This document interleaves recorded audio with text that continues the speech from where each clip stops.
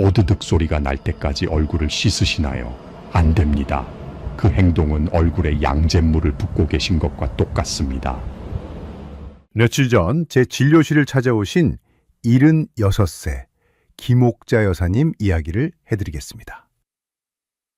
이분은 동네에서 깔끔하기로 소문난 분이십니다.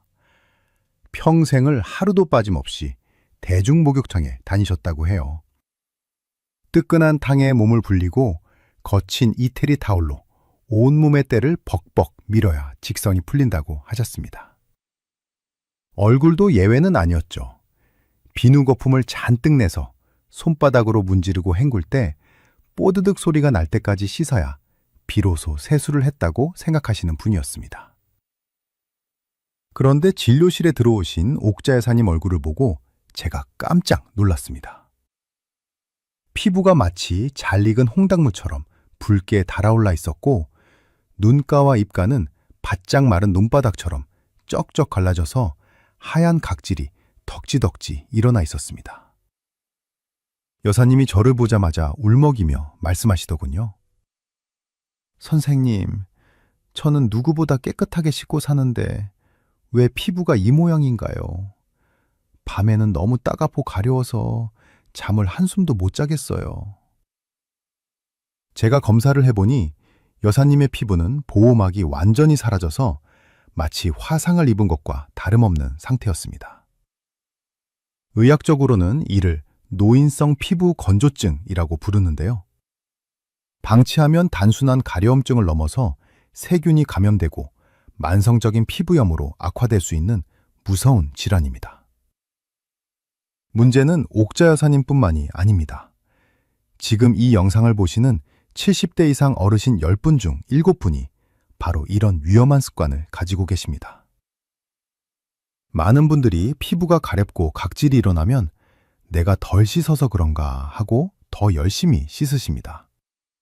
더 뜨거운 물로 지지고 더 강력한 비누로 닦아내죠. 하지만 여러분, 그게 바로 불난 집에 기름을 붓는 격입니다. 열심히 씻을수록 여러분의 피부 보호막은 파괴되고 세균이 침투하는 고속도로가 활짝 열리는 셈이니까요. 옥자 여사님께 제가 딱 째잘라 말씀드렸습니다. 여사님, 오늘부터 목욕탕 가시는 것 딱 끊으셔야 합니다. 그리고 비누도 쓰지 마세요. 여사님은 그동안 피부를 씻은 게 아니라 피부 껍질을 벗겨내고 계셨던 겁니다. 오늘 제가 여러분께 평생 써먹을 수 있는 피부 건강 비법 3가지를 확실하게 정해드리겠습니다.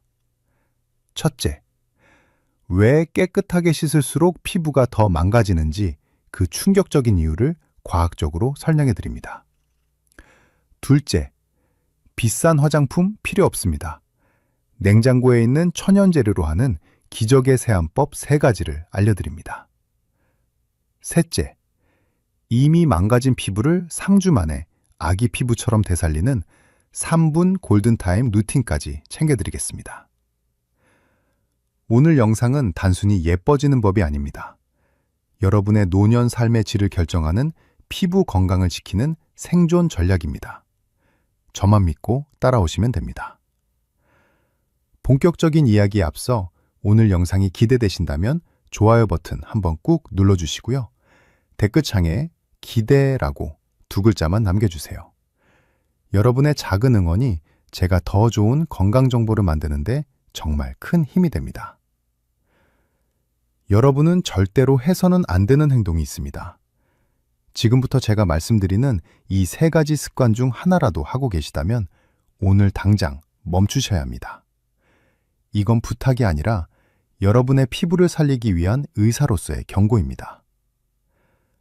아까 말씀드린 76세 옥자 여사님 기억하시죠? 이분이 평생을 고수해온 목욕 습관이 바로 이 3가지였습니다. 그리고 그 습관이 멀쩡하던 피부를 망가뜨린 주범이었습니다. 도대체 무엇이 문제였을까요? 제가 이해하기 쉽게 무쇠 가마솥 이야기를 해보겠습니다. 여러분, 시골에서 쓰는 무쇠 가마솥 아시죠? 그 가마솥을 오래 쓰려면 어떻게 해야 하나요? 네, 맞습니다. 기름칠을 해서 기를 들여야 합니다. 반질반질하게 기름 코팅이 되어 있어야 물이 닿아도 녹이 슬지 않고 음식이 눌어붙지 않습니다. 우리 피부가 바로 이 잘 길들여진 무쇠 가마솥과 똑같습니다. 피부 표면에는 피지라는 기름과 땀이 섞여서 만들어진 천연 보호막이 얇게 코팅되어 있습니다. 이 코팅막이 수분이 날아가는 것을 막아주고 나쁜 세균이 들어오지 못하게 막아줍니다. 그런데 옥자 여사님은 어떻게 하셨나요? 매일 거친 때 타올로 얼굴을 밀고 알칼리성 비누로 빡빡 닦아내셨습니다. 이건 마치 잘 길들여진 가마솥을 쇠수세미와 강력한 세제로 벅벅 닦아내는 것과 똑같습니다. 그렇게 하면 어떻게 될까요? 가마솥의 기름 코팅이 다 벗겨지겠죠. 그러면 솥은 금방 시뻘건 녹이 슬어버립니다. 옥자알사님의 붉어진 얼굴이 바로 피부에 녹이 쓴 상태였던 겁니다. 왜 이런 일이 벌어지는지 의학적인 원리를 딱 3가지만 기억하세요.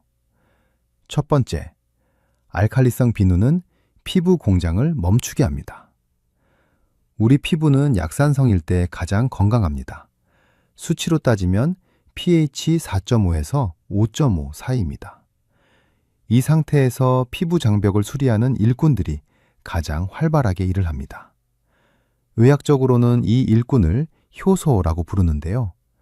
이 효소들이 세라마이드라는 시멘트를 만들어내서 피부 벽돌을 단단하게 붙여줍니다. 그런데 일반 비누는 pH 9에서 10 정도 되는 아주 강력한 알칼리성입니다. 이걸 얼굴에 문지르면 피부 산도가 순식간에 알칼리로 바뀝니다. 그러면 피부 속 일꾼들이 일을 못하고 파업을 해버립니다. 시멘트 공장이 멈추는 거죠. 결국 피부 벽돌담이 와르르 무너지고 그 틈으로 수분이 다 빠져나가는 겁니다. 뽀드득 소리는 피부가 깨끗해지는 소리가 아니라 피부 공장이 멈추는 소리였던 겁니다. 두 번째 때밀기는 피부 지붕을 뜯어내는 짓입니다. 우리 피부 맨 바깥에는 각질층이라는 얇은 보호막이 있습니다. 이걸 기와지붕이라고 생각해 보세요. 20대 젊은이들은 기와장이 20장 겹겹이 쌓여 있어서 튼튼합니다. 하지만 70대가 되면 이 기와장이 10장도 안 남게 얇아집니다. 그런데 때를 민다는 건 이 얼마 남지 않은 얇은 기와장마저 강제로 뜯어내는 겁니다. 지붕이 뚫리면 어떻게 됩니까? 비가 새고 바람이 들어오겠죠? 피부도 똑같습니다. 각질층이 벗겨지면 피부 속살이 그대로 공기 중에 노출돼서 바짝바짝 마르고 외부 세균이 침투해서 염증을 일으키는 겁니다. 세 번째, 뜨거운 물은 피부 보호막을 녹여버립니다. 설거지할 때 기름기 있는 그릇은 뜨거운 물로 닦으면 뽀드득하게 잘 닦이죠? 기름이 열에 녹기 때문입니다. 우리 얼굴에 있는 천연 기름막도 똑같습니다. 40도가 넘는 뜨거운 물로 세수를 하면 피부를 지켜주던 소중한 기름막이 모조리 녹아서 하수구로 흘러가 버립니다. 더 큰 문제는 나이입니다. 젊었을 때는 기름이 금방 다시 나옵니다. 하지만 70대가 되면 피지 분비량이 20대의 절반도 안 됩니다. 가뜩이나 기름이 부족한데 뜨거운 물로 그나마 있는 기름까지 다 녹여버리니 세수하고 나서 얼굴이 찢어질 듯 당기는 겁니다. 옥자 여사님은 이 3가지를 매일 하셨습니다. 피부 공장을 멈추게 하고 지붕을 뜯어내고 보호막까지 녹여버리셨으니 피부가 버틸 재간이 있었겠습니까? 그래서 아무리 좋은 보습제를 발라도 밑빠진 독에 물붓기였던 겁니다. 지금 여러분의 얼굴을 한번 만져보세요. 그리고 거울을 자세히 들여다보십시오. 세수하고 나서 피부가 당기시나요? 하얗게 각질이 일어나 있나요? 로션을 발라도 금방 건조해지나요? 만약 그렇다면 지금 여러분의 피부 장벽은 무너지고 있는 중입니다. 이대로 방치하면 옥자 여사님처럼 밤새 긁느라 잠 못 이루는 고통을 겪게 되실 수도 있습니다. 하지만 너무 걱정하지 마세요.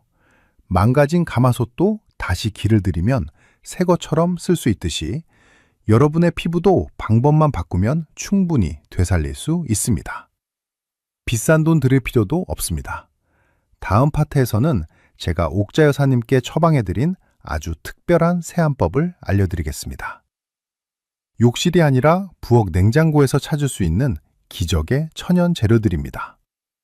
이 비법이 궁금하시다면 지금 바로 이 영상을 소중한 친구분이나 가족들에게 공유해 주세요. 카카오톡으로 딱 한 번만 보내주시면 여러분도 좋고 지인분들도 건강해지는 일석이조의 효과를 보실 수 있습니다. 그럼 이제부터가 진짜입니다. 비누도 쓰지 말고 때도 밀지 말라면 도대체 뭘로 씻으라는 거냐? 아까 그 옥자 여사님도 저에게 따지듯 물으셨습니다. 물로만 씻으면 찝찝해서 어떻게 사냐고요? 제가 여사님께 딱 잘라 말씀드렸습니다. 여사님, 이제 비싼 화장품 가게 가실 필요 없습니다. 대신 부엌으로 가세요. 냉장고가 바로 최고의 피부과입니다. 오늘 제가 알려드릴 세안법은 우리 조상님들의 지혜가 담겨 있으면서도 현대의학으로 그 효과가 완벽하게 입증된 방법입니다. 딱 2주만 해보세요. 돈 한 푼 안 들이고 피부가 보약 먹은 것처럼 살아날 겁니다. 지금부터 종류와 펜 꺼내서 적으세요. 아침, 점심, 저녁. 복잡하게 생각하실 것 없습니다. 딱 3가지만 기억하시면 됩니다. 아침엔 우유, 저녁엔 쌀겨, 오일, 마무리는 쌀뜨물입니다. 첫 번째, 아침에는 비누 대신 우유로 세안하십시오. 우유가 몸에 좋은 건 다 아시죠? 그런데 마시는 것보다 피부에 양보했을 때 더 놀라운 일이 벌어집니다. 특히 유통기한이 살짝 지난 우유가 있다면 버리지 말고 무조건 쓰세요. 그게 더 좋습니다. 우유에는 유지방이라는 성분이 들어있습니다. 이게 뭐냐면 천연 보습막입니다. 아침에 일어나서 맨 얼굴에 차가운 우유를 화장솜에 듬뿍 적셔서 닦아내거나 손으로 부드럽게 마사지해 보세요. 그러면 우유 속 지방 성분이 밤새 건조해진 피부에 얇은 보호막을 입혀줍니다. 마치 가마솥에 기름칠하는 것과 똑같은 원리입니다. 더 기막힌 건 우유 속에 들어있는 단백질 분해 효소입니다. 때타올로 빡빡 밀지 않아도 이 효소가 묵은 각질만 아주 부드럽게 녹여줍니다.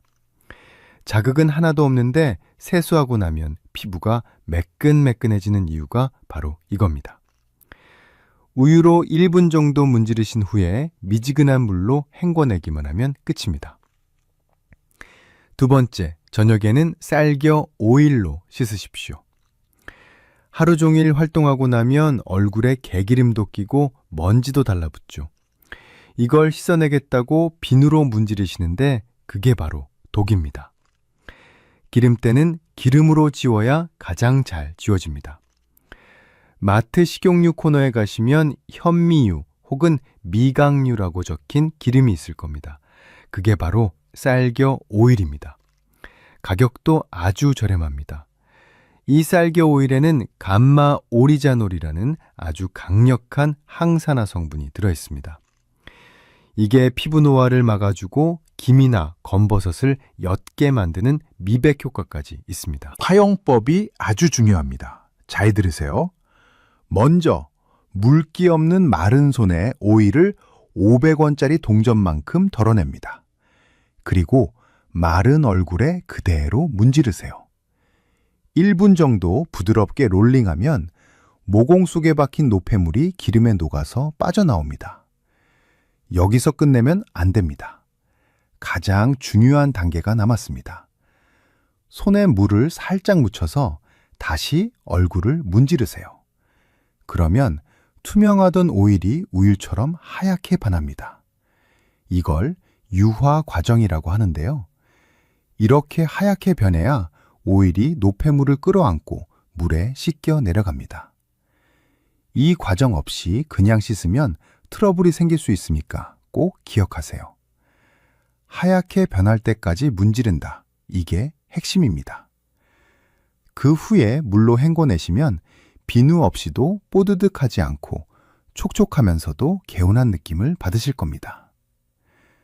세 번째, 모든 세안의 마무리는 쌀뜨물입니다. 옛날 궁중 여인들이 피부 관리를 위해 썼던 게 바로 쌀뜨물입니다.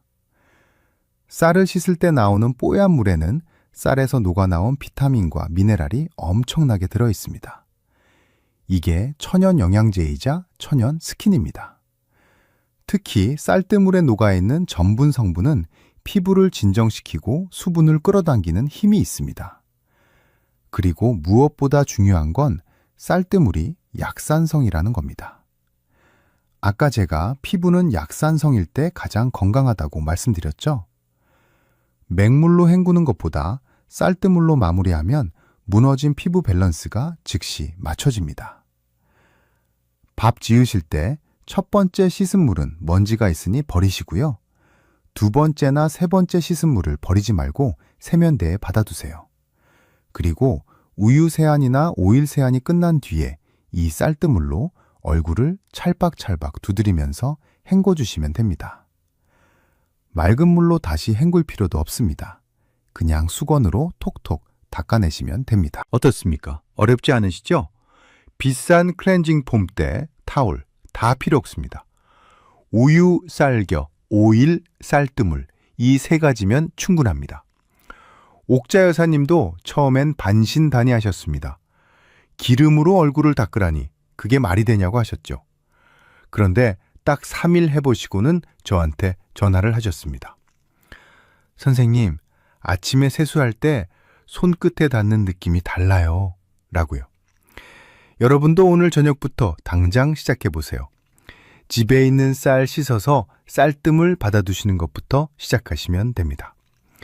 다음 파트에서는 이 세안법을 실제 하루 일과에 어떻게 적용해야 하는지 헷갈리지 않게 시간표로 딱 정해드리고 많은 분들이 궁금해하시는 질문들, 오일 쓰면 좁쌀 여드름 안 나나요?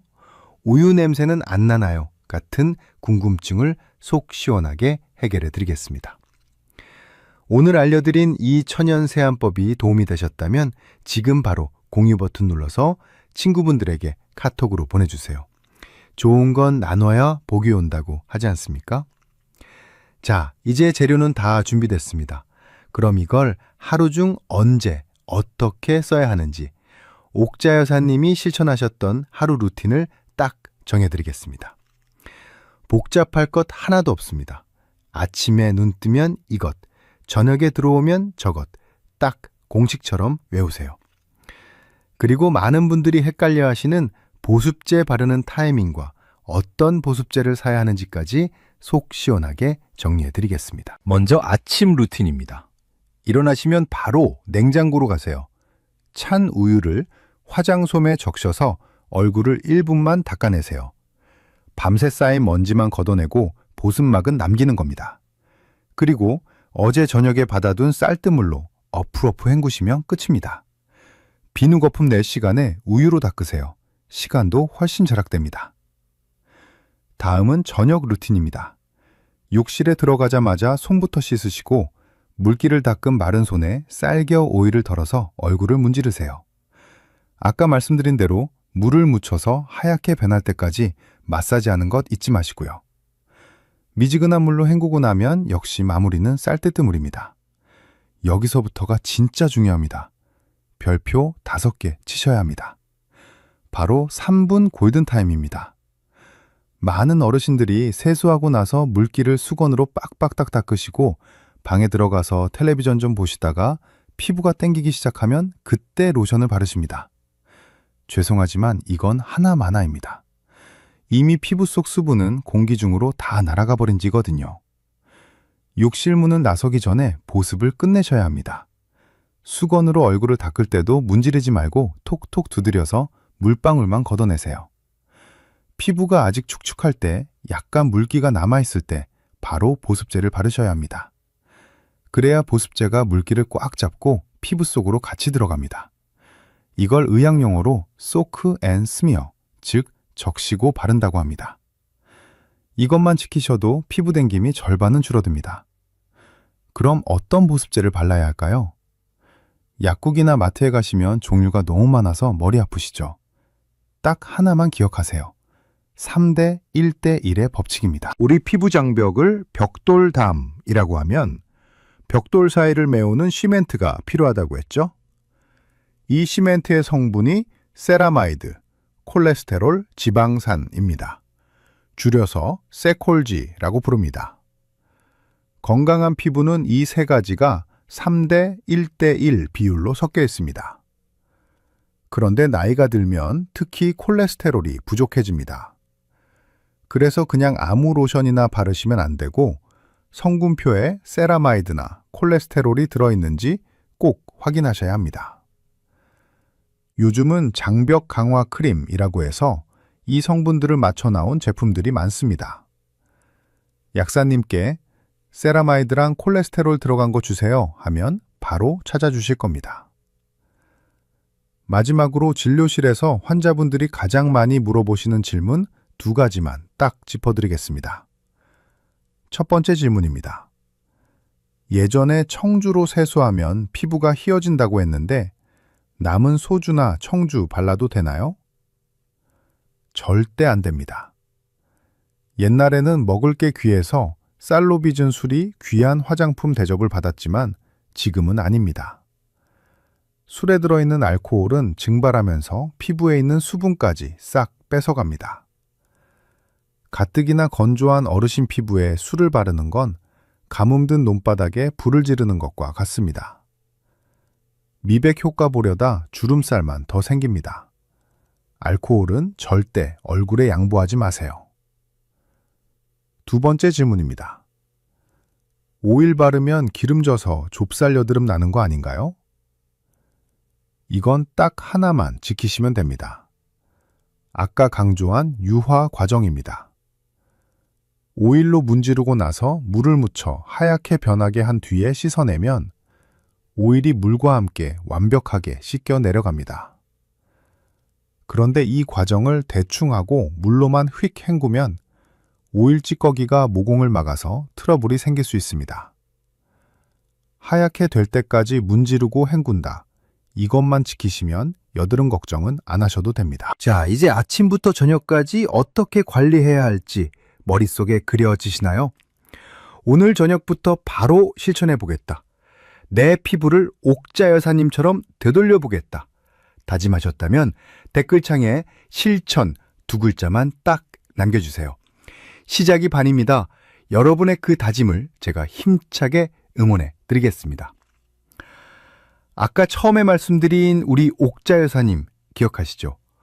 얼굴이 홍당무처럼 붉고 논바닥처럼 갈라져서 밤마다 따갑고 가려워 잠을 못 주무셨던 그분 말입니다.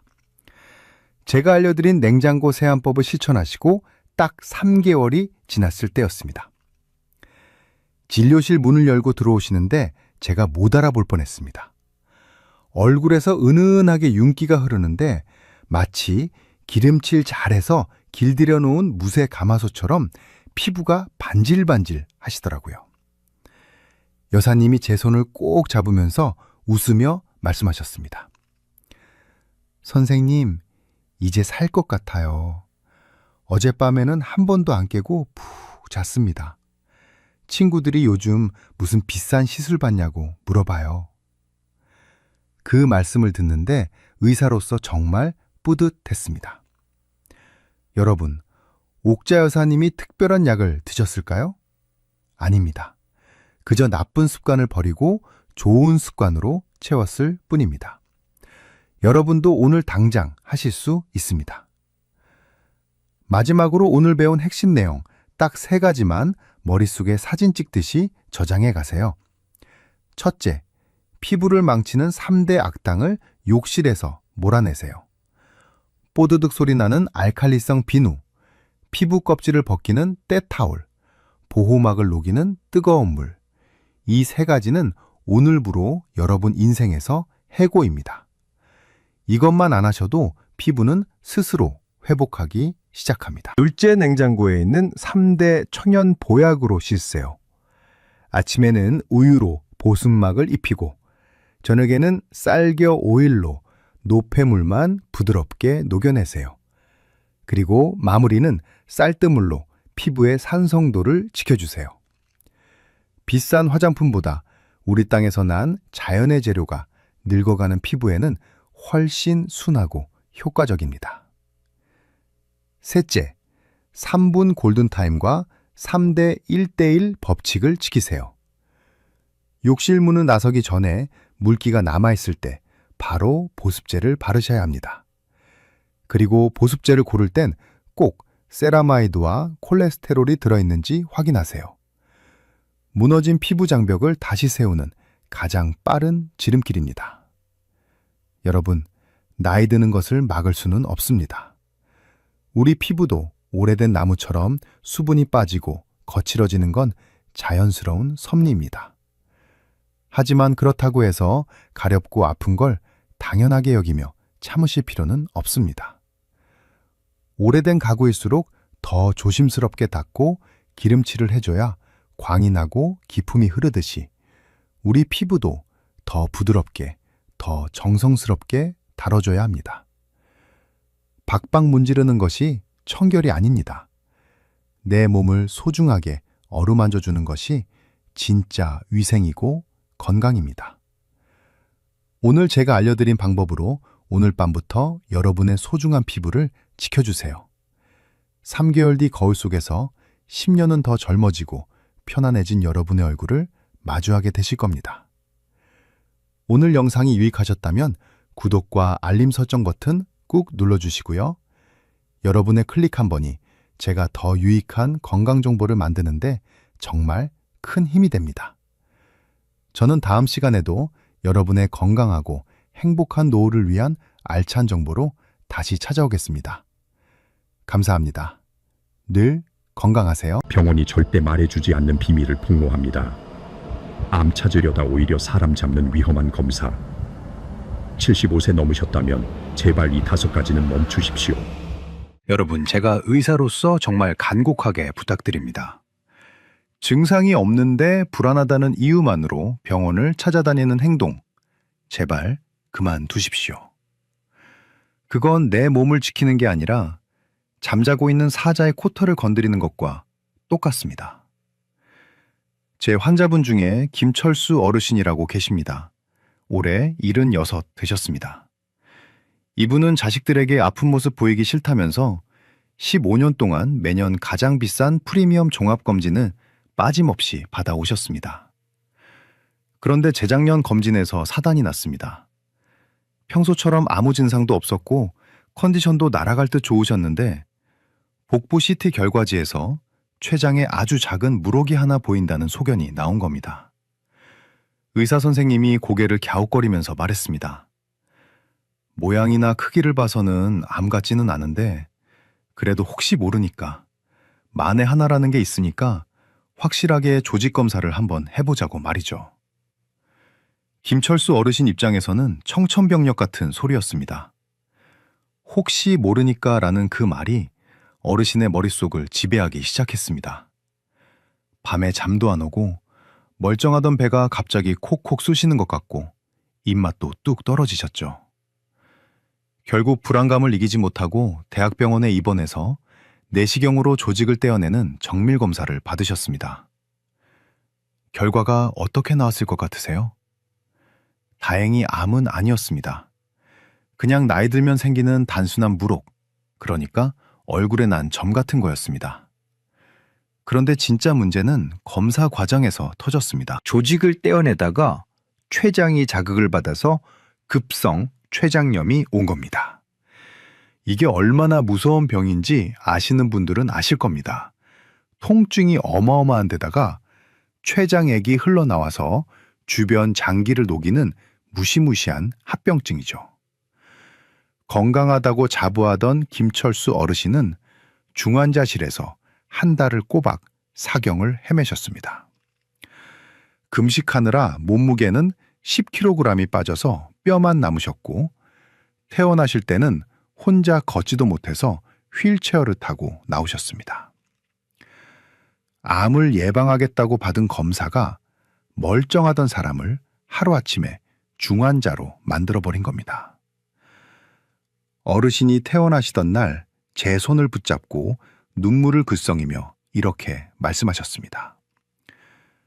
선생님, 제가 긁어 부스럼을 만들었습니다.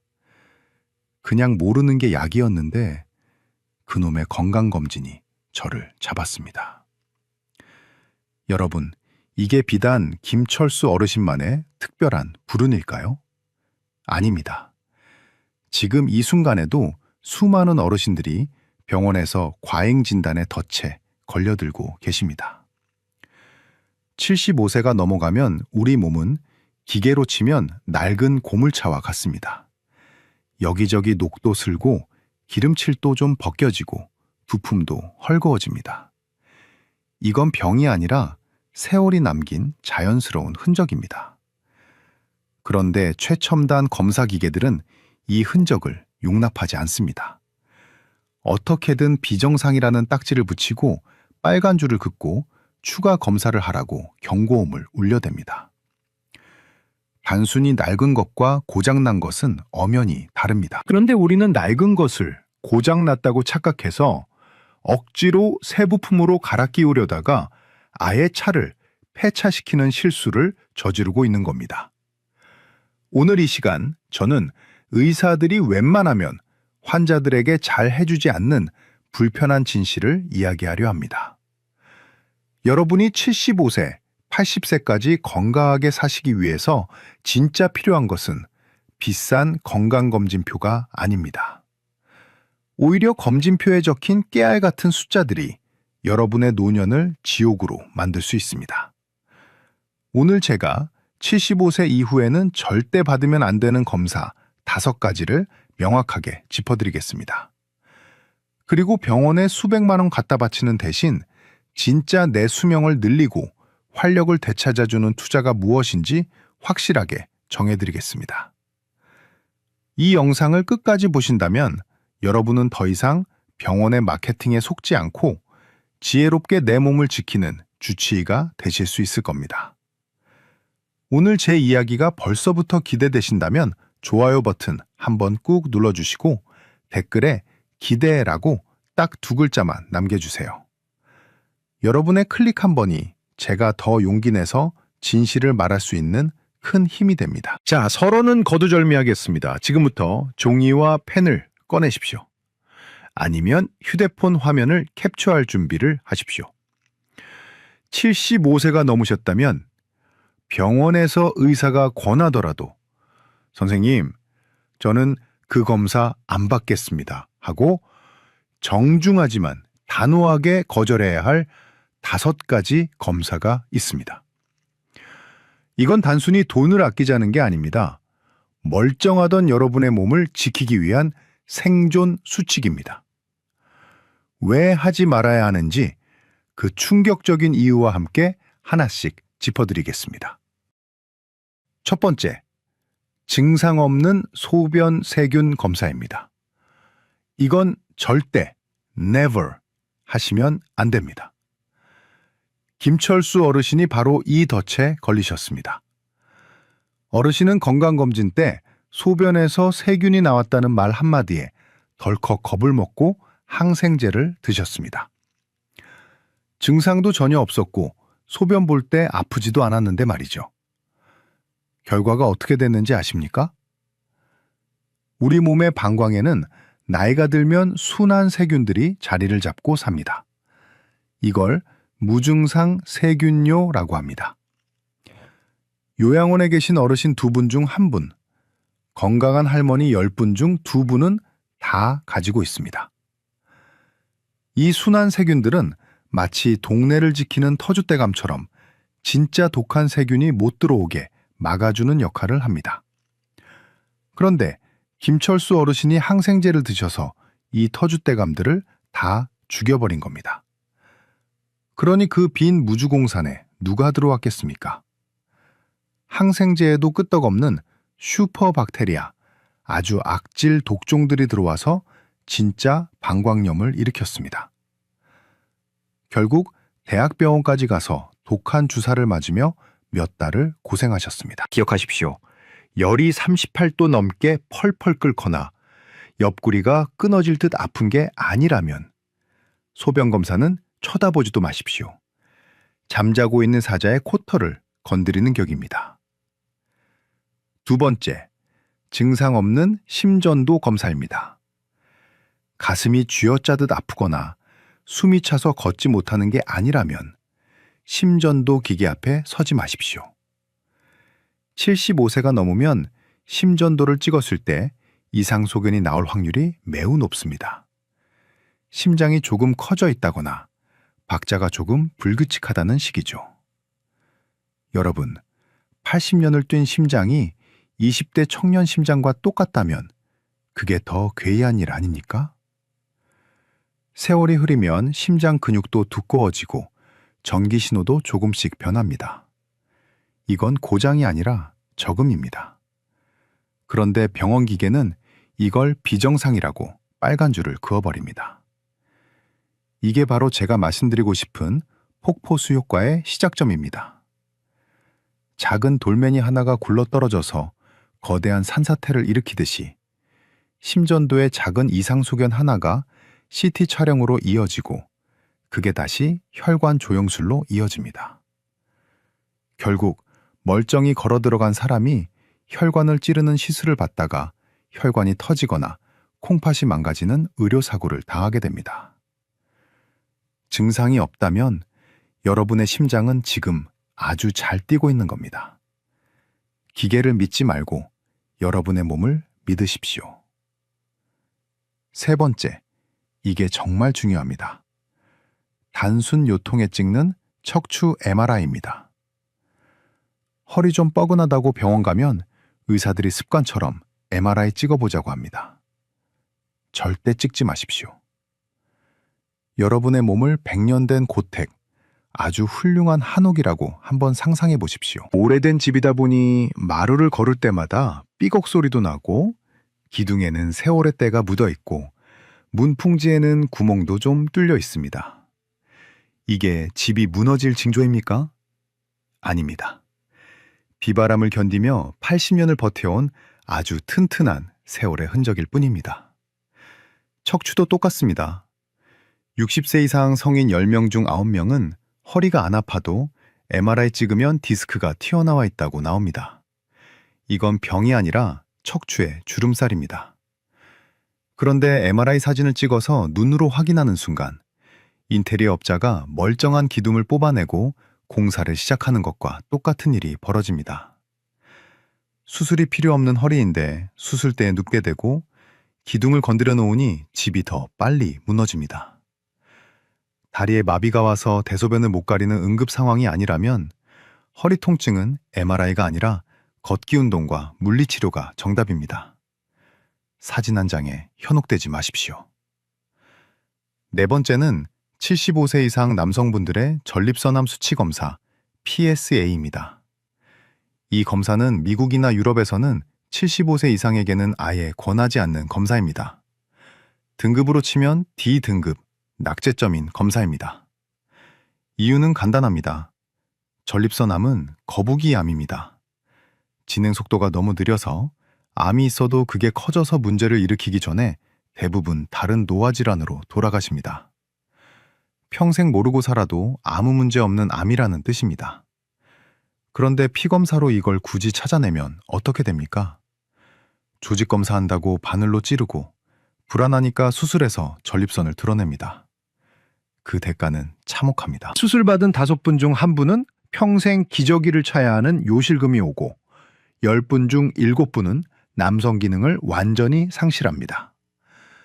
100세까지 사신다고 가정했을 때 기저귀 차고 20년을 사시겠습니까? 아니면 암이 있는지도 모른 채 건강하게 20년을 사시겠습니까? 정답은 나와 있습니다. 의사가 하자고 해도 선생님, 저는 그 검사 안 하겠습니다 하고 웃으며 거절하십시오. 마지막 5번째, 75세 이상 어르신의 대장 내시경입니다. 주변 친구분이 대장암 걸렸다는 소식 들으면 불안해서 병원 달려가시는 분들 계십니다. 제가 도시락 싸들고 다니며 말리고 싶습니다. 대장 용종이 암이 되는데 짧게는 10년, 길게는 15년이 걸립니다. 지금 75세인 분에게 용종이 있다 한들 그게 암이 되어 생명을 위협하려면 90세는 되어야 한다는 계산이 나옵니다. 그런데 75세가 넘어서 대장 내시경을 하다가 장이 찢어지는 천공이 생길 확률, 검사 도중 쇼크가 올 확률은 젊은 사람보다 몇 배나 높습니다. 빈대 잡으려다 초가삼간 태우는 게 아니라 초가삼간을 아예 다 태워먹는 꼴이 될 수 있습니다. 전에 검사했을 때 깨끗했다면, 그리고 지금 대변에 피가 섞여 나오거나 살이 이유 없이 10kg씩 빠지는 게 아니라면 이제 대장 내시경은 명예롭게 졸업하셔도 됩니다. 정리하겠습니다. 무증상 소변 검사, 무증상 심전도, 단순 요통의 MRI, 전립선 암 검사, 대장 내시경. 이 5가지는 75세 이상 어르신에게는 건강을 지켜주는 방패가 아니라 오히려 수명을 갉아먹는 독이 될 수 있습니다. 늙어가는 것을 두려워하지 마십시오. 고택은 고택 나름의 멋과 품위가 있습니다. 자꾸 새 집처럼 뜯어 고치려다가는 집이 무너집니다. 병원 문턱이 닳도록 드나드는 사람보다 차라리 병원을 멀리하고 내 몸의 자연스러운 변화를 받아들이는 사람이 훨씬 더 건강하고 오래 산다는 사실 꼭 기억해 주십시오. 자, 이제 하지 말아야 할 것은 확실히 아셨을 겁니다. 그럼 도대체 뭘 해야 하느냐? 나는 불안해서 못 살겠다 하시는 분들을 위해 준비했습니다. 다음 시간에는 제가 의사 생활하면서 깨달은 병원 검사비 아껴서 투자해야 할 진짜 노후 건강법 3가지를 알려드리겠습니다. MRI 한번 찍을 돈이면 여러분의 남은 30년을 보장받을 수 있는 확실한 방법입니다. 오늘 이 영상의 내용이 충격적이셨다면 댓글에 충격이라고 2글자 남겨주시고 주변 친구분들에게도 꼭 공유해 주십시오. 자, 여기까지 들으신 분들은 이제 마음속에 큰 숙제가 하나 생기셨을 겁니다. 병원 검사도 안 받고 약도 줄이면 도대체 나는 뭘 믿고 살아야 하나? 불안한 마음이 드는 게 당연합니다. 평생 병원이 내 건강을 지켜준다고 믿고 살아오셨으니까요. 그래서 지금부터는 병원에 갖다 바치던 그 돈과 시간을 어디에 써야 진짜 남는 장사인지 김철수 어르신이 선택한 확실한 투자처를 알려드리겠습니다. MRI 한번 찍을 돈 80만 원이면 여러분의 남은 20년을 완전히 바꿀 수 있습니다. 첫 번째 투자처, 바로 고성능 백신입니다. 여러분, 대상포진 걸려보신 분들은 아실 겁니다. 그 고통은 산통보다 심하다고 합니다. 옷깃만 스쳐도 칼로 베는 것처럼 아프고 밤에 잠도 못 잡니다. 그런데 많은 어르신들이 예전에 보건소나 병원에서 싼 가격에 대상포진 주사를 맞았으니 나는 괜찮다고 생각하십니다. 죄송하지만 그건 반쪽짜리 보험입니다. 기존에 맞으셨던 생백신은 예방 효과가 50% 정도밖에 안 됩니다. 70세가 넘으면 효과가 40% 밑으로 뚝 떨어집니다. 주사 맞고도 걸리는 분들이 수두룩합니다. 그런데 최근에 나온 싱그릭스라는 백신이 있습니다. 이건 예방 효과가 무려 97%입니다. 80세가 넘으셔도 91% 이상의 효과를 냅니다. 한 번 맞으면 10년 이상 끄떡없습니다. 문제는 가격입니다. 2번 맞아야 하는데 50만 원에서 60만 원 정도 듭니다. 비싸죠. 하지만 생각해 보십시오. 허리 안 아픈데 찍는 MRI 비용이 80만 원입니다. 그 돈으로 MRI 사진 한 장 남기시겠습니까? 아니면 대상포진이라는 끔찍한 고통에서 97% 확률로 해방되시겠습니까? 김철수 어르신은 MRI 예약 취소한 돈으로 부인과 함께 이 주사부터 맞으셨습니다. 이게 진짜 현명한 투자입니다. 폐렴구균 백신도 마찬가지입니다. 65세 이상은 보건소에서 무료로 놔주지만 병원에서 돈 내고 맞는 프리베나 13 같은 백신을 추가로 맞으면 예방 범위가 훨씬 넓어집니다. 검사비 아껴서 내 몸의 방어력을 올리는 데 쓰십시오. 2번째 투자처, 약국이 아니라 정육점과 과일 가게입니다. 김철수 어르신은 이제 아침마다 눈 뜨면 영양제 통부터 찾지 않으십니다. 대신 삶은 계란 2개와 우유 1잔을 드십니다. 나이 들어서 기운 없고 비틀거리는 건 병이 아니라 근육이 빠져서 그렇습니다. 이걸 막아주는 유일한 약은 단백질입니다. 매 끼니니 고기나 생선, 두부, 계란을 내 손바닥 크기만큼 드셔야 합니다. 그리고 하루 20분, 딱 20분만 걸으십시오. 숨이 턱끝까지 차게 뜰 필요도 없습니다. 옆 사람과 이야기할 수 있을 정도로 기분 좋게 걸으시면 됩니다. 연구 결과를 보면 하루 20분 걷는 사람은 전혀 안 걷는 사람보다 사망 위험이 30%나 낮습니다. 어떤 비싼 영양제도 이런 효과는 못 냅니다. MRI 찍을 돈으로 질 좋은 소고기 사드시고 편안한 운동화 한 켤레 사서 신으십시오. 그게 남는 겁니다. 세 번째, 딱 하나 예외인 검사가 있습니다. 이건 꼭 돈 써서 받으십시오. 바로 복부 대동맥류 초음파입니다. 특히 65세에서 75세 사이의 남성분들, 그리고 담배를 피우셨던 분들은 필수입니다. 뱃속에 있는 가장 큰 혈관이 풍선처럼 부풀어 오르는 병인데 이건 증상이 전혀 없다가 어느 날 갑자기 터지면 손 쓸 틈도 없이 돌아가시는 무서운 시한폭탄입니다. 다행인 건 초음파로 아주 쉽게 발견할 수 있고 미리 발견하면 간단하게 막을 수 있습니다. 이건 매년 할 필요도 없습니다. 평생 딱 한 번만 제대로 검사 받으시면 됩니다. 쓸데없는 갑상선 초음파, 경동맥 초음파 이런 거 하지 마시고 딱 이거 하나만 챙기십시오. 자, 이제 병원에 갔을 때가 문제입니다. 의사 선생님이 그래도 검사 한번 해보시죠 하고 권하면 마음 약한 우리 어르신들 거절하기가 참 힘듭니다. 그럴 때 의사의 기분을 상하게 하지 않으면서도 내 몸을 지키는 아주 품격 있는 질문 3가지를 알려드리겠습니다. 이걸 수첩에 적어 가셨다가 의사 앞에서 읽으십시오. 첫 번째 질문. 선생님, 이 검사로 병을 찾아서 치료하면 제가 더 오래 살 수 있습니까? 이렇게 물어보십시오. 만약 의사가 우물쭈물하거나 글쎄요 라고 한다면 그 검사는 안 받아도 되는 겁니다. 두 번째 질문. 이 치료의 효과가 나타나는데 몇 년이나 걸립니까? 만약 효과 보는데 10년 걸린다고 하면 80세 어르신에게는 의미가 없는 치료입니다. 남은 시간을 병원 침대에서 보내지 말고 즐겁게 사는 게 이득입니다. 세 번째 질문. 지금 안 하고 나중에 증상이 생겼을 때 검사해도 늦지 않습니까? 대부분의 노인성 질환은 늦지 않습니다.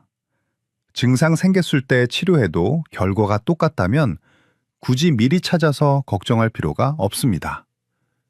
김철수 어르신은 요즘 병원 쇼핑을 끊고 그 돈으로 친구분들과 맛있는 거 사드시고 여행 다니십니다. 검사 안 받으면 큰일 날 줄 알았는데 오히려 얼굴색이 좋아지고 활력이 넘칩니다. 불안이라는 병을 걷어내니 진짜 건강이 찾아온 겁니다. 여러분도 하실 수 있습니다. 오늘부터 당장 실천하실 분은 댓글에 숫자 1이라고 남겨주세요. 그 숫자 1이 병원에 의존하던 삶을 끝내고 내 발로 서는 건강 독립의 첫걸음이 될 것입니다. 사랑하는 어르신 여러분, 그리고 부모님의 건강을 걱정하는 자녀 여러분. 오늘 우리는 조금 불편하지만 반드시 알아야 할 진실을 마주했습니다. 어쩌면 지금까지 여러분이 믿고 계셨던 건강의 상식이 송두리째 흔들리셨을지도 모릅니다. 하지만 이 하나만은 꼭 기억해 주십시오. 여러분의 몸은 부품을 갈아 끼워야 하는 고장난 기계가 아닙니다. 80년이라는 긴 세월 동안 비바람을 견디고 자식들을 키워내고 대한민국을 일궈낸 위대한 역사책입니다. 오래된 나무의 옹이가 상처가 아니라 훈장이듯 여러분의 몸에 새겨진 주름과 노화의 흔적은 치료해야 할 질병이 아니라 치열하게 살아오신 삶의 증명입니다. 그러니 부디 그 훈장을 병이라 부르며 칼을 대고 약을 쓰지 마십시오. 마지막으로 오늘 나눈 핵심 내용을 딱 3가지로 요약해드립니다. 이것만 기억하셔도 여러분의 노년은 병원 냄새 대신 사람 냄새로 채워질 것입니다. 첫째, 75세가 넘으면 증상 없는 검사는 독이 됩니다. 소변이 탁하다고, 심전도 모양이 조금 이상하다고, 허리가 뻐근하다고 정밀 검사를 받지 마십시오. 특히 전립선암 수치 검사와 대장 내시경은 득보다 실이 훨씬 큽니다. 작은 돌멩이 하나가 산사태를 일으키는 폭포수 효과를 기억하십시오. 검사가 검사를 낳고 결국 멀쩡한 사람을 환자로 만드는 그 고리를 여러분의 손으로 끊어내셔야 합니다. 둘째, 의사에게 질문하는 것을 두려워하지 마십시오. 선생님, 이 검사 안 받으면 제 수명이 줄어듭니까? 이 치료 효과를 보려면 몇 년이나 걸립니까? 나중에 아플 때 치료해도 늦지 않습니까? 이 3가지 질문이 여러분을 과잉 진료의 늪에서 구해줄 생명줄입니다. 의사의 권위보다 더 중요한 것은 남은 생을 고통 없이 살아가야 할 여러분의 권리입니다. 셋째, 병원비 아낀 돈으로 진짜 건강에 투자하십시오. MRI 찍을 돈 80만 원으로 싱글릭스 대상포진 백신을 맞으십시오. 검진받을 시간에 정육점에 가서 좋은 고기를 사드시고 공원에 나가 햇볕을 쬐며 걸으십시오. 그리고 딱 하나, 복부 대동맥류 초음파만 챙기십시오. 이것이 100세 시대의 진정한 재테크이자 건강 테크입니다. 제 환자 김철수 어르신은 이제 더 이상 달력에 병원 가는 날을 표시하지 않습니다. 대신 친구들과 만날 날, 손주들과 통화할 날을 표시하십니다. 얼마 전 진료실에 오셔서 제게 이렇게 말씀하시더군요. 선생님, 병원을 끊으니까 비로소 사는 맛이 납니다. 내가 내 몸을 믿어주니까 몸도 나를 배신하지 않네요. 그 환한 미소가 바로 정답이었습니다. 여러분의 노년이 검사 결과지와 약봉지로 채워지지 않기를 바랍니다. 대신 맛있는 음식과 즐거운 대화, 그리고 편안한 산책으로 가득 채워지기를 간절히 소망합니다. 불안해하지 마십시오. 여러분은 생각보다 훨씬 더 강하고 건강합니다. 오늘 이 영상이 여러분의 막막했던 마음에 작은 등불이 되었기를 바랍니다. 이 진실이 더 많은 분들께 닿을 수 있도록 지금 바로 좋아요 버튼 한번 눌러주시고 사랑하는 가족과 친구들의 카카오톡으로 이 영상을 공유해 주세요. 그리고 앞으로 저와 함께 진짜 건강을 찾아가실 분들은 구독 버튼과 알림 설정도 잊지 마시길 바랍니다. 지금까지 여러분의 곁을 지키는 든든한 주치의였습니다. 오늘도 병원 가지 마시고 공원 가시는 하루 보내십시오. 감사합니다. 열이 펄펄 끓어야 독감일까요? 아닙니다. 계속 밥맛이 없고 피곤한 것은 단순 노화가 아닙니다. 여러분의 폐 속에서 염증 폭풍이 몰아치고 있을 수 있습니다. 제가 며칠 전 응급실 당직을 서다가 만난 78세 최영감님 이야기를 먼저 들려드려야겠습니다. 이분은 평소에 정말 건강하셨어요. 그런데 열흘 전부터 조금 이상했다고 합니다. 기침도 안 하고 열도 없는데 자꾸만 기운이 없다며 하루 종일 안방에 누워만 계셨던 겁니다. 가족들은 그저 환절기라 피곤하신가 보다 생각하고 보양식만 챙겨드렸다고 해요. 그러다 사달이 났습니다. 새벽에 화장실을 가시려다가 문턱에 걸려 그대로 쓰러지신 겁니다. 놀란 가족들이 119를 불러 병원에 오셨을 때 최영감님은 헛소리를 하시며 사람을 잘 알아보지 못하는 선망 증세까지 보이고 계셨습니다. 검사 결과는 충격적이었습니다. A형 독감에 폐렴까지 겹쳐 폐 절반이 뿌옇게 변해 있었거든요. 그런데 놀랍게도 응급실 도착 당시 체온은 36.8도, 지극히 정상이었습니다. 여러분, 지금 2025년의 독감은 우리가 알던 예전의 그 독감이 아닙니다. 제가 대학병원에 있으면서 최근 10년 동안 본 것 중에 가장 지독하고 교묘합니다. 질병관리청 데이터를 보면 정말 놀랍습니다. 이미 작년 10월 17일에 유행주의보가 발령됐는데 이는 예년보다 2달이나 빠른 겁니다. 환자 수는 더 심각합니다.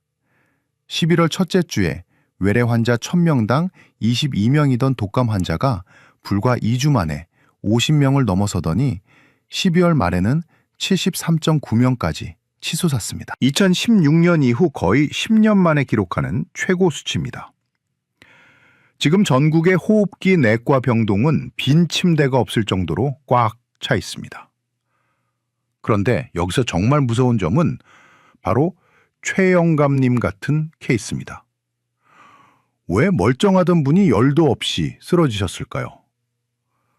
독감 바이러스가 들어왔는데 왜 체온계는 조용했을까요? 이것이 바로 노년층에게만 나타나는 사일런트 플루, 즉 침묵의 독감 현상입니다. 젊은 사람들은 바이러스가 들어오면 면역세포가 격렬하게 싸우면서 고열을 냅니다. 열이 난다는 건 내 몸이 잘 싸우고 있다는 증거죠. 하지만 65세가 넘어가면 면역 시스템도 같이 늙습니다. 바이러스가 들어와도 싸울 힘이 부족해서 열을 내지 못하는 겁니다. 겉으로는 조용해 보이지만 속에서는 바이러스가 폐와 심장을 갉아먹고 있는 이 상황이 고열보다 훨씬 더 위험합니다. 실제로 통계를 보면 독감으로 인한 사망자 대부분이 65세 이상 어르신들이며 이분들 중 상당수가 초기에는 열이 없었다고 합니다. 그렇다면 열 대신 무엇을 봐야 할까요? 의사인 제가 딱 정해드립니다. 갑자기 멍해지거나 엉뚱한 소리를 하는 선망 증세, 평소 잘 걷던 분이 자꾸 넘어지거나 비틀거리는 낙상 징후, 그리고 며칠째 지속되는 극심한 식욕 부진. 이 세 가지가 보인다면 체온계가 정상이라도 당장 병원으로 오셔야 합니다. 이것은 바이러스가 뇌와 근육을 마비시키고 있다는 치명적인 신호이기 때문입니다. 오늘 저는 최영감님이 겪으셨던 이 끔찍한 일을 여러분은 절대 겪지 않도록 해드릴 겁니다.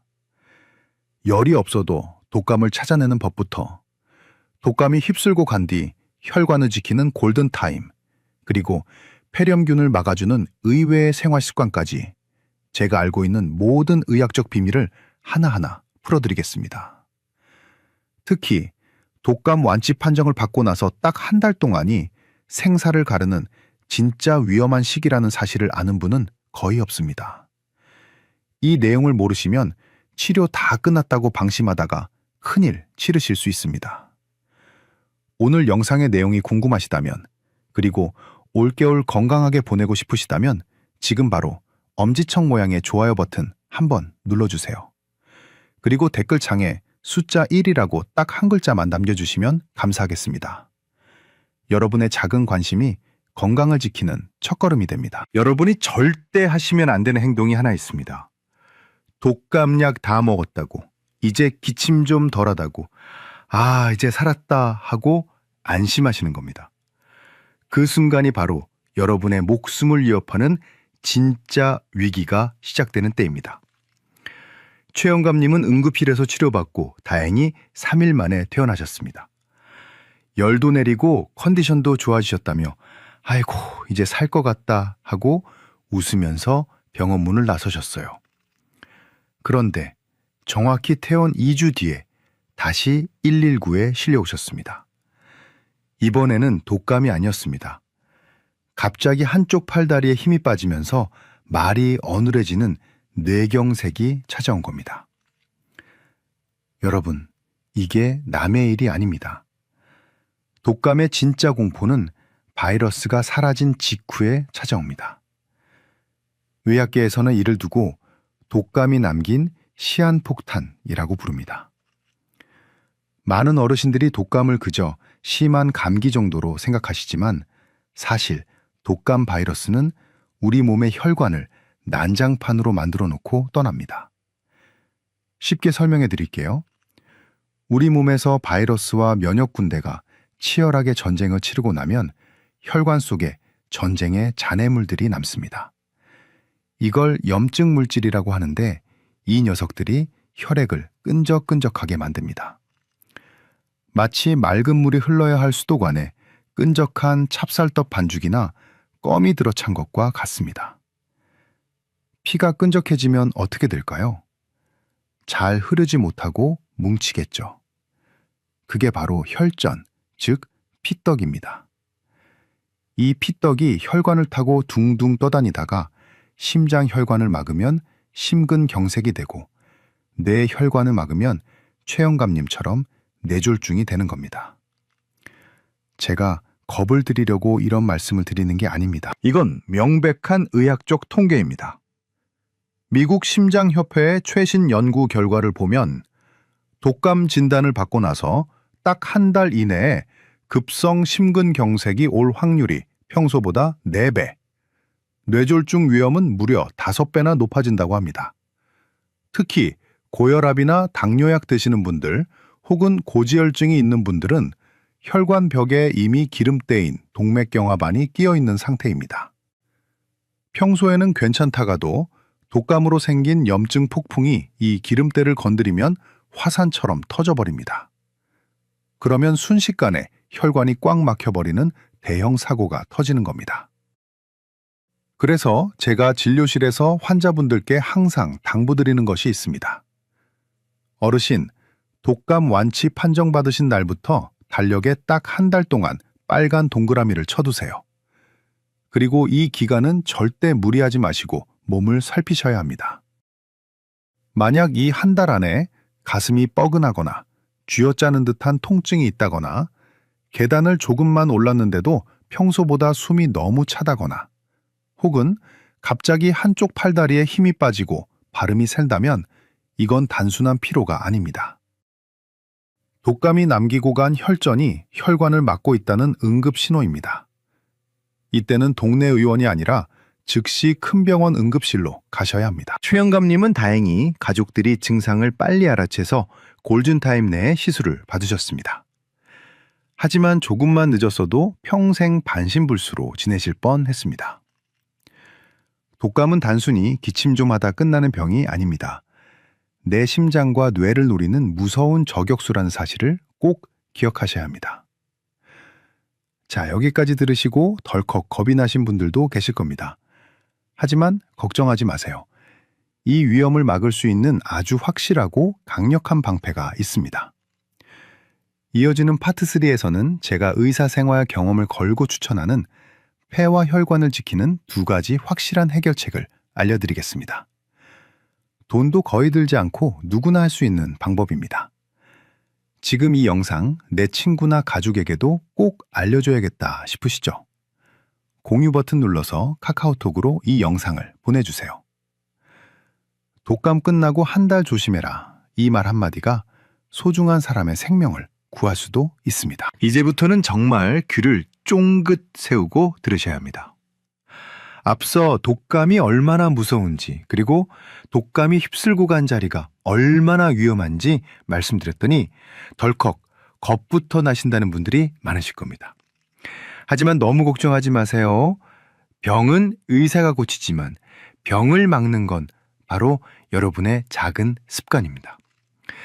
제가 지금부터 말씀드릴 3가지 해결책은 돈이 많이 드는 것도 아니고 아주 어려운 기술이 필요한 것도 아닙니다. 하지만 그 효과만큼은 대학병원 교수인 제가 보증합니다. 여러분의 폐와 심장을 지킬 수 있는 가장 강력한 방패 3가지를 지금 바로 공개합니다. 첫 번째 해결책, 생존 백신 칵테일을 맞으셔야 합니다. 많은 어르신들이 진료실에 오셔서 이렇게 물으십니다. 선생님, 저 독감 주사 맞았으니까 이제 괜찮은 거죠? 죄송하지만 반쪽짜리 정답입니다. 독감 주사 하나만으로는 부족합니다. 반드시 폐렴구균 백신을 짝꿍처럼 함께 맞으셔야 합니다. 제가 이걸 생존 칵테일이라고 부르는 이유가 있습니다. 독감 바이러스가 우리 몸에 들어오면 제일 먼저 하는 짓이 기관지 점막을 파괴해서 길을 뚫는 겁니다. 그러면 그 뚫린 길로 폐렴균이라는 놈들이 신나게 쳐들어갑니다. 이게 바로 독감 걸렸다가 폐렴으로 돌아가시는 가장 흔한 패턴이에요. 그런데 독감 백신과 폐렴구균 백신을 동시에 맞으면 어떻게 될까요?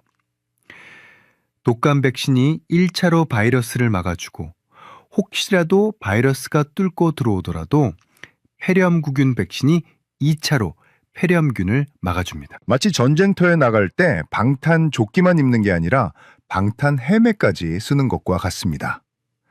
실제로 연구 결과를 보면 이 두 가지 주사를 다 맞은 어르신들은 독감에 걸려도 병원에 입원할 확률이 뚝 떨어지고 사망 위험은 거의 사라진다고 합니다. 지금 65세 이상이라면 보건소에서 둘 다 무료로 맞으실 수 있거나 많은 지원을 받을 수 있습니다. 하루에 양쪽 팔에 나눠서 맞아도 아무 문제 없으니까 미루지 말고 당장 맞으세요. 두 번째 해결책, 48시간의 법칙을 목숨처럼 지키세요. 독감 치료에서 가장 중요한 건 속도입니다. 의학적으로 48시간, 즉 이틀이라는 시간은 바이러스가 우리 몸을 점령하느냐 마느냐가 결정되는 골든타임입니다. 독감 바이러스는 몸에 들어오자마자 기하급수적으로 새끼를 칩니다. 그런데 48시간이 지나면 이미 바이러스 숫자가 너무 늘어나서 항바이러스제를 써도 효과가 크게 떨어집니다. 산불이 났는데 초기에 물을 뿌려야지 산 전체가 다 타고 나서 물을 뿌려봤자 소용없는 것과 똑같습니다. 아까 말씀드린 최영감님이 이걸 놓치셨어요. 며칠 쉬면 낫겠지 하고 버티시다가 바이러스가 폐까지 퍼진 겁니다. 기억하세요. 열이 나든 안 나든 갑자기 몸이 처지고 이상하다 싶으면 참지 말고 바로 병원으로 달려가세요. 가서 검사받고 독감이면 바로 타미플루나 페라미플루 같은 항바이러스제를 드셔야 합니다. 그게 합병증을 막는 유일한 길입니다. 비타민이나 쌍화탕은 치료제가 아닙니다. 세 번째 해결책, 칫솔이 여러분의 폐를 살립니다. 이게 무슨 뚱딴지 같은 소리냐 하실 텐데요. 이게 오늘 내용 중 가장 중요할 수도 있습니다. 여러분, 손 씻기는 정말 잘하십니다. 그런데 정작 폐렴을 일으키는 세균은 손이 아니라 입 속에 살고 있다는 사실 알고 계셨나요? 나이가 들면 목구멍 근육이 약해져서 주무시는 동안 침이 식도가 아니라 기도로 잘못 넘어가는 일이 자주 생깁니다. 이걸 흡인이라고 하는데요. 문제는 입안이 더러우면 침 속에 세균이 바글바글 하다는 겁니다. 그 세균 덩어리 침이 폐로 들어가면 그게 바로 흡인성 폐렴이 되는 겁니다. 독감 환자가 사망하는 원인 1위가 바로 이 폐렴입니다. 그래서 자기 전에 하는 양치질은 그냥 이 닦는 게 아닙니다. 폐로 들어갈 수도 있는 세균 폭탄을 미리 제거하는 생명 연장 의식이라고 생각하셔야 합니다. 대충 쓱싹 하고 끝내지 마시고 3분 동안 꼼꼼하게 닦으세요. 혀 안쪽까지 닦으셔야 합니다. 튼이 쓰시는 분들은 주무실 때 꼭 빼서 소독액에 담가두시고요. 틀니 끼고 주무시는 건 세균 덩어리를 입에 물고 주무시는 거나 마찬가지입니다. 자, 정리해드리겠습니다. 독감 주사와 폐렴 주사를 짝꿍으로 맞는다. 증상이 생기면 48시간 안에 병원으로 뛰어가서 약을 먹는다. 자기 전 양치질로 입속 세균을 박멸한다. 이 세 가지만 지키시면 아무리 독한 슈퍼 독감이 와도 끄떡없습니다. 최영감 님도 태어나시면서 저한테 약속하셨어요. 이제부터 자기 전 양치질만큼은 무슨 일이 있어도 빼먹지 않겠다고요. 어떻게 해야 하는지 머리로는 알겠는데 막상 실천하려니 깜빡깜빡 하실 수 있죠. 그래서 다음 파트에서는 아침, 점심, 저녁 딱딱 맞춰서 따라만 하시면 되는 초간단 시간표를 짜드리겠습니다. 이거 그대로 냉장고에 붙여두시면 됩니다. 오늘 내용이 정말 유익했다면 지금 바로 영상 아래 공유 버튼 눌러서 가족 단톡방에 한번 공유해 주세요. 우리 가족 건강 지키는 가장 쉬운 방법입니다. 자, 이제는 볼펜 하나 준비하셔서 메모하실 준비하세요. 의사들이 아무리 좋은 약을 처방해도 환자분들이 집에서 관리를 엉망으로 하시면 치료 효과가 반으로 뚝 떨어집니다. 반대로 집에서 생활 습관만 잘 잡으셔도 면역력이 2배, 3배로 껑충 뜁니다. 어렵고 복잡한 건 다 빼고 최영감님도 퇴원 후에 냉장고 문에 딱 붙여놓고 매일 지키고 계시는 하루 3번 면역 루틴을 알려드리겠습니다. 아침, 점심, 저녁 딱 한 가지씩만 기억하시면 됩니다. 첫 번째, 아침 루틴은 점막 면역수 마시기입니다. 아침에 눈 뜨시자마자 제일 먼저 무엇을 하시나요? 혹시 찬물 벌컥벌컥 드시나요? 그건 우리 몸의 보일러를 끄는 행동입니다. 우리 호흡기에는 섬모라는 아주 미세한 털들이 있어서 빗자루질 하듯이 바이러스를 밖으로 쓸어내줍니다. 그런데 찬물이 들어가서 체온이 떨어지면 이 섬모들이 추워서 꼼짝을 못합니다. 방어막이 뚫리는 거죠. 그러니까 아침 공복에는 반드시 미지근하거나 약간 따뜻한 물을 한 잔 드셔야 합니다. 여기에 비타민 D 1000단위와 아연 영양제를 같이 드시면 금상첨화입니다. 비타민 D는 우리 몸의 면역세포를 깨우는 자명종이고 아연은 바이러스 복제를 막는 방패입니다. 아침 물 한 잔과 영양제 2알, 이게 여러분의 하루 면역력을 책임집니다. 두 번째, 점심 루틴은 습도 50% 사수하기입니다. 겨울철 실내는 바이러스가 제일 좋아하는 환경입니다. 건조하면 코 안쪽 점막이 바짝 말라서 갈라지는데 바이러스한테는 이게 고속도로나 다름없습니다. 집에 습도계 하나씩은 꼭 두세요. 습도가 40% 밑으로 떨어졌다 싶으면 비상입니다. 가습기를 트시거나 젖은 빨래를 널어서라도 무조건 습도를 50%에서 60% 사이로 맞추셔야 합니다. 그리고 춥다고 문 꼭 닫고 계시면 안 됩니다. 밀폐된 공간에서는 바이러스 농도가 계속 높아져요. 하루에 딱 2번, 점심 드시고 1번, 오후 4시쯤 1번, 10분씩만 창문을 활짝 여세요. 바깥 찬 공기가 바이러스를 쫓아내고 신선한 공기를 채워주는 최고의 환기 청소입니다. 세 번째, 저녁 루틴은 생명을 구하는 3분 양치질입니다. 앞서 파트 3에서도 강조했지만 이건 아무리 강조해도 지나치지 않습니다. 낮에는 침을 삼켜도 깨어 있으니까 괜찮은데 밤에 주무실 때는 기도가 무방비 상태가 됩니다. 저녁 식사하시고 주무시기 직전에 하는 양치질은 낮에 하는 거랑은 차원이 달라야 합니다.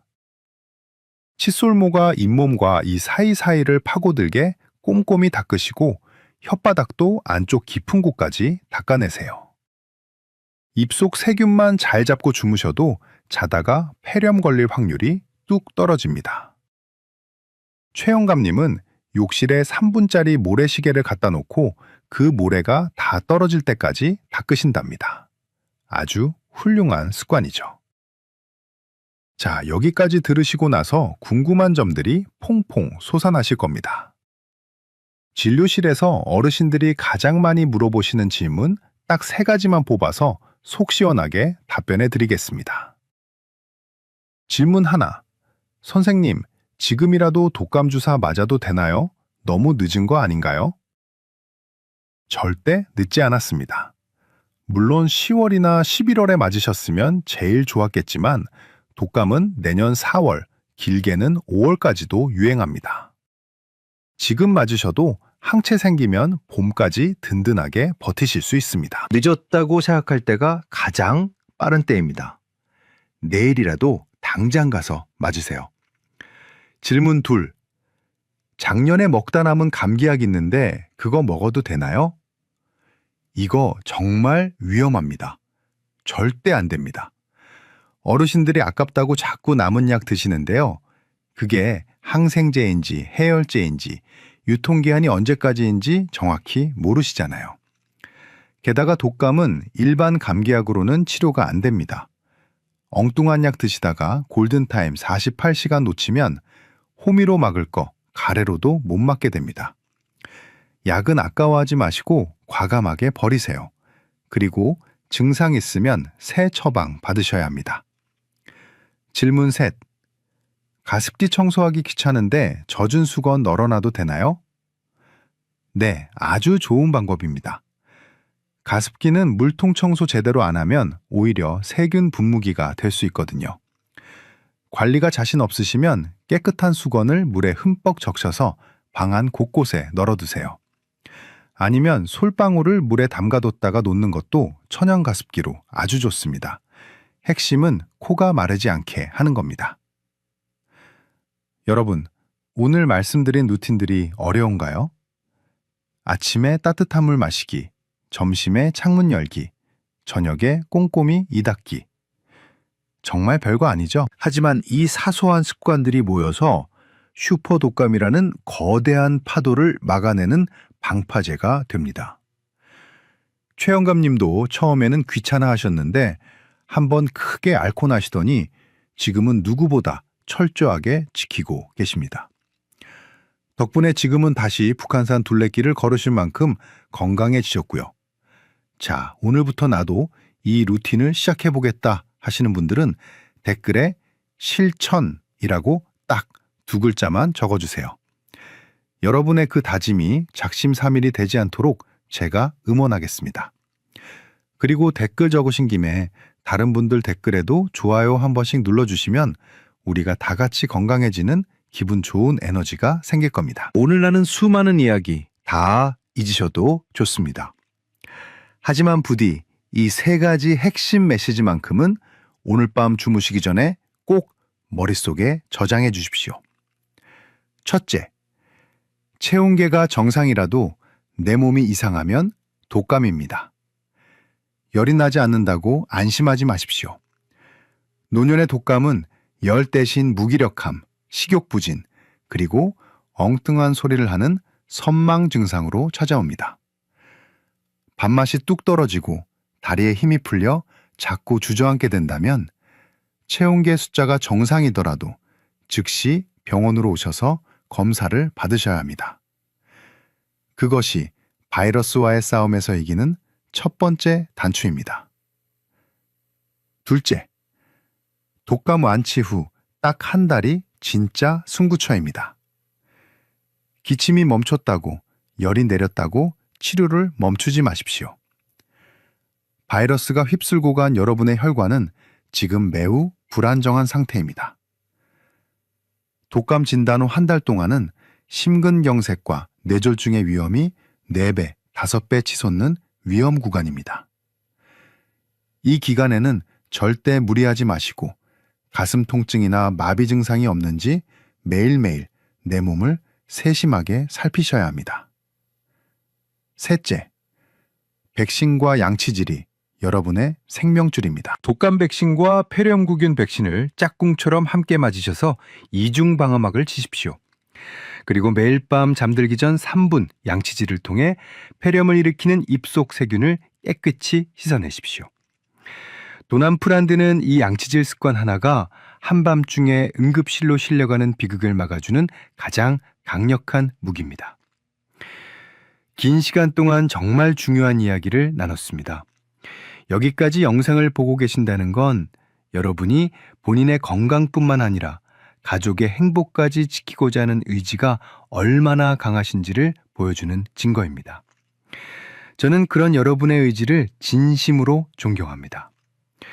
오늘 영상이 여러분의 건강관리에 조금이라도 도움이 되셨다면, 그리고 앞으로도 저와 함께 건강한 삶을 만들어가고 싶으시다면 구독 버튼과 종 모양의 알림 설정 버튼을 꼭 눌러주세요. 여러분의 구독 한 번이 제가 더 정확하고 유익한 의학 정보를 만드는데 정말 큰 힘이 됩니다.